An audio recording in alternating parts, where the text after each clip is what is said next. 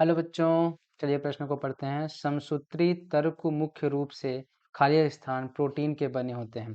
पहला विकल्प है ट्यूबुलिन, दूसरा विकल्प है एक्टिन, तीसरा विकल्प है मायोसिन और चौथा विकल्प है एक्टोमायोसिन। मतलब पूछ रहा है कि जो समसूत्री विभाजन में तर्क तंतु बनते हैं वो मुख्यतः कौन सी प्रोटीन के बने होते हैं। चलिए देखते हैं प्रश्न की मुख्य अवधारणा क्या हो जाएगी। मुख्य अवधारणा क्या होगी कि तर्क तंतु तर्कु तंतु। अब तर्कु तंतु क्या क्या होते हैं? हमारे प्रश्न में क्या पूछे है? समसूत्री, मतलब कि समसूत्री विभाजन के समय क्या करते हैं कि तर्कु तंतु करते हैं कि जो गुणसूत्र होता है उसको अब विपरीत ध्रुवों की तरफ खींचते हैं। मतलब कि यह बनते कहाँ हैं? पहली बात तो यह बनते हैं कब? प्रोफेज अवस्था में। प्रोफेज अवस्था में क्या करते हैं? यह बनते हैं।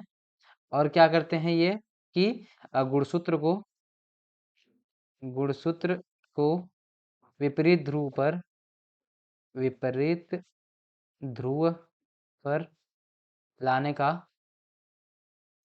काम करते हैं ये। अब जो ये तर्कु तंतु होते हैं उनका निर्माण कहाँ से होता है? तो इनका निर्माण कौन करता है? तर्कु तंतु का इनका निर्माण करता है माइक्रोट्यूबुल्स। इनका निर्माण होता है किसके द्वारा? माइक्रोट्यूबुल्स के द्वारा। माइक्रोट्यूबुल्स ट्यूबुल्स के द्वारा निर्माण होता है। और इसमें भी किसमें इसके किसकी सहायता से? तो ये बनता है किसमें? ट्यूबुलिन प्रोटीन की सहायता से। किसमें?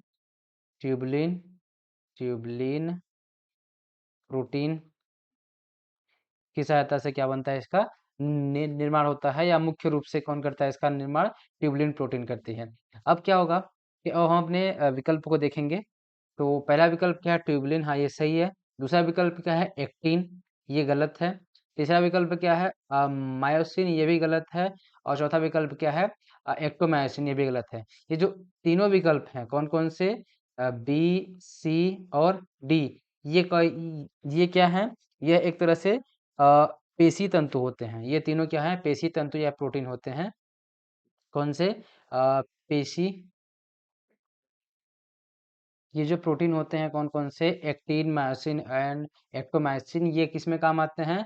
पेशी संकुचन में। पेशी संकुचन में क्या करते हैं? ये काम आते हैं, या पेशी संकुचन में इसका जरूरत पड़ती है। तो हमारे प्रश्न का सही उत्तर क्या हो जाएगा? विकल्प ए, जो कि क्या है? ट्यूबुलिन। आशा करते हैं आपको दिए गए प्रश्न का उत्तर समझ आया होगा। धन्यवाद।